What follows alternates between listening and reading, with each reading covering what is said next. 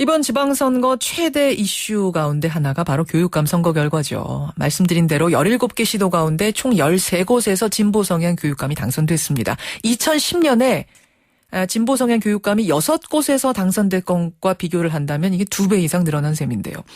그런데 한국교직원총연합회 즉 교총에서는 이 교육감 직선제를 폐지해야 한다며 헌법 소원도 고려하겠다 이렇게 밝혔습니다.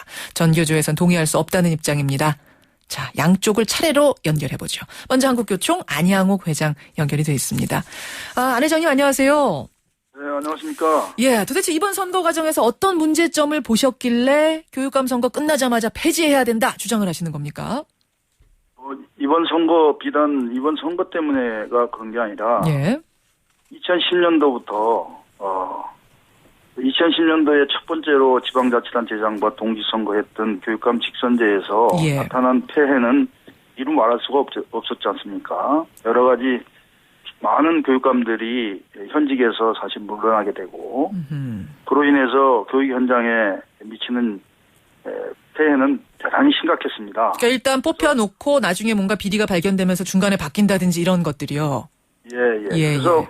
지난 4년 동안 교총 회장으로서 줄기차게 이 교육감 직선제의 폐해를 주장했고 예. 교육감 직선제를 폐지해야 된다는 주장을 했습니다. 그 근거는 헌법 제31조 상에 있는 교육의 정치적 중립성 보장을 해야만이 이 학교 현장이 안정적으로 초중등 미래의 우리의 세대들을 올바로 교육할 수 있다 이렇게 생각했습니다. 그리고 또 올 초에 예.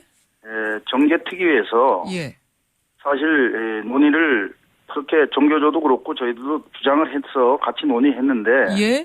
비켜가고 교육 경력뿐만 됐지 사실 가장 본질적인 선거 제도에 대해서는 예. 여야가 이견이 갈리는 바람에 알겠습니다. 건드리질 못하셨어요. 사실 이렇게 된 후에 이번 선거에 나타나는 무슨 진보 보수 프레임을 넘어서서 예. 교육감 선거 자체가 국민들한테 매우 실망스럽게 작동된 건 사실이지 않습니까? 지금 가장 큰 선거보다도 더 예. 심대한 문제점을 갖고 있을 수밖에 없는 태생적 한계를 갖고 있습니다. 그렇게 보시는군요. 지금 정치적 중립성을 자꾸 해친다 이 선거가 말씀을 하셨는데 그 말씀은 무슨 말씀이실까요? 사실은 교육감 선거를 직선제로 도입을 하면서 그때 가장 크게 들었던 명분 중에 하나가 정치적인 독립을 하자 교육의 자주성, 전문성, 정치적 독립성 지켜주자는 거 아니었습니까? 근데 지금 말씀하시다 보면은 그것이 지켜지지 않다는 얘기를 하시네요. 예, 사회자님 생각해 보십시오. 예.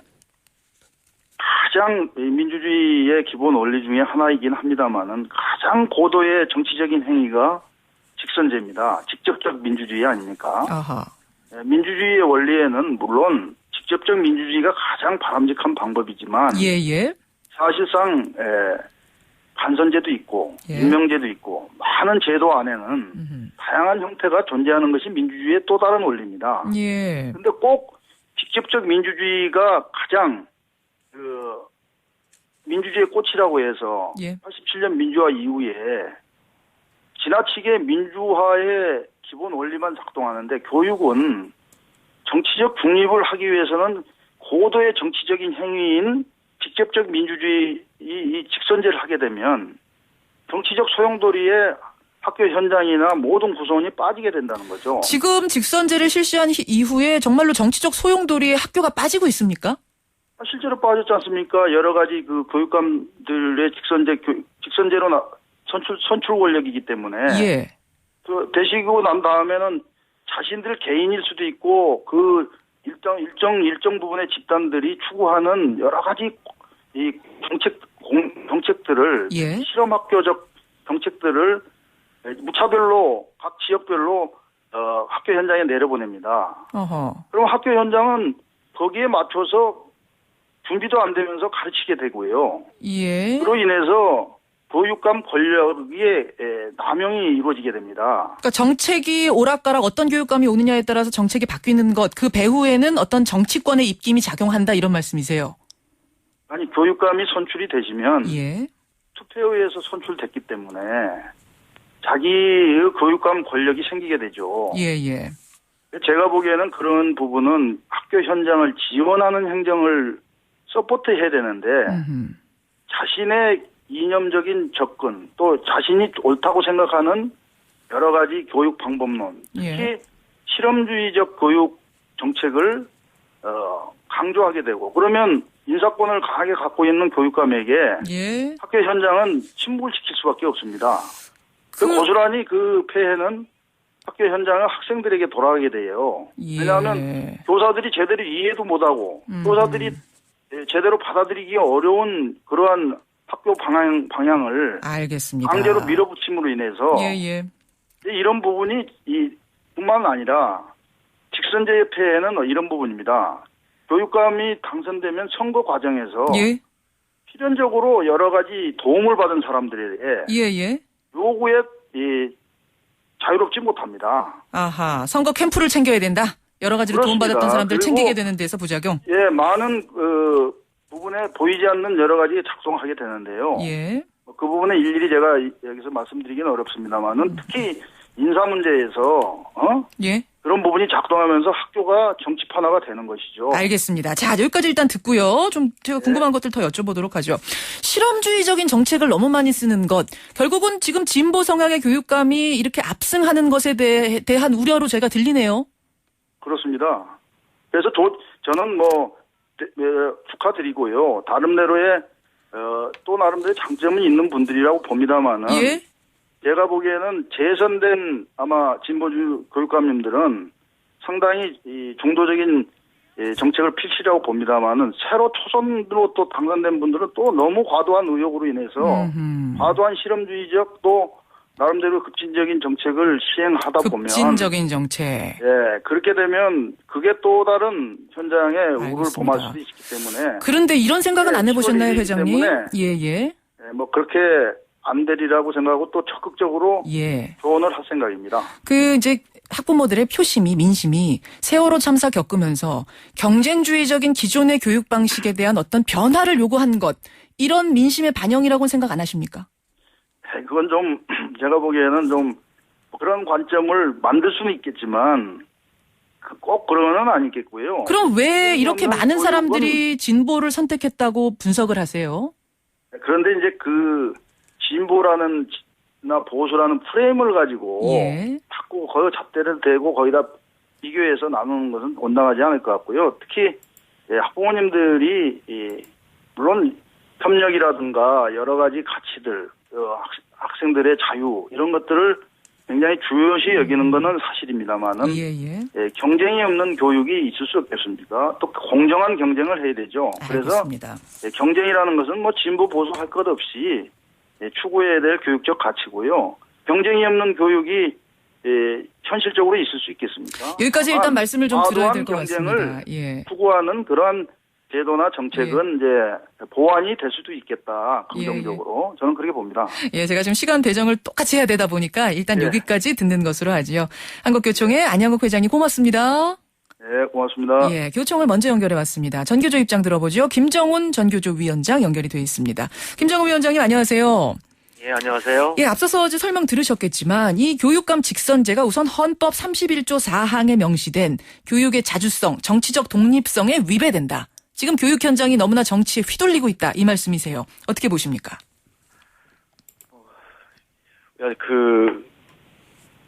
어떤 직책에 있는 사람들을 임명하거나 뽑는다는 개념이 하나는 임명제거나 하나는 선출제이고, 선출제는 이제 간선제, 직선제 있는데, 우리 교육감이나 교육위원의 경우에 교육계에서는 이미 임명제 또는 간선제, 직선제를 모두 경험했습니다. 예. 그 와중에 제일 그나마 현실적으로 타당한 제도가 교육감 직선제라고 생각을 합니다. 첫 번째는 학부모나 교사 그리고 국민들이 모두 함께 관심을 가지면서 그러면서도 교육의 전문성을 추구할 수 있는 제도가 직선제고요. 여기서 전문성을 추구할 수 있는 건 그 교육감 후보자의 경력 조항에 그래도 교육 경력이 반영된 조항이 있습니다. 또 하나의 자주성은 임명제와 달리 임명제는 이미 7, 80년대에 옛날 대한교련 시절의 돗자리 사건도 알 수 있듯이 거의 정치 권력의 신여 역할을 했던 게 교육이었고, 교육이 그야말로 정권의 홍보수단으로 전락돼 있던 때가 있었습니다. 예. 그로부터 벗어나기까지 간선제를 거친 다음에 직선제에 와서 비로소 교육이 스스로의 가치성을 가지고 아까 안혁 회장님이 말씀하셨던 학생들에게 협력을 강조하고 그나마 학교에서의 수평적 권력 구조를 강조하면서 민주적인 절차가 우리 사회에 기초적으로 자리할 수 있는 기틀을 마련하는 게 또한 교육감 직선제였다고 생각합니다. 자, 그런데요. 앞에서 이제 가장 큰 문제점으로 한 두 가지 정도를 지적하셨는데 그 중에 하나는 특히 이제 진보 교육감들이 들어와서 너무나 실험적이고 파격적인 정책들을 교육 현장에다가 쏟아낸다. 현실 고려하지 않고. 그랬다가 또 다른 교육감이 오면 정책이 또 바뀌어버리고 오락가락하더라. 이 문제점 지적하셨어요. 과연 실험적이었고 파격적이었는지 드무들 얘기라고 생각을 합니다.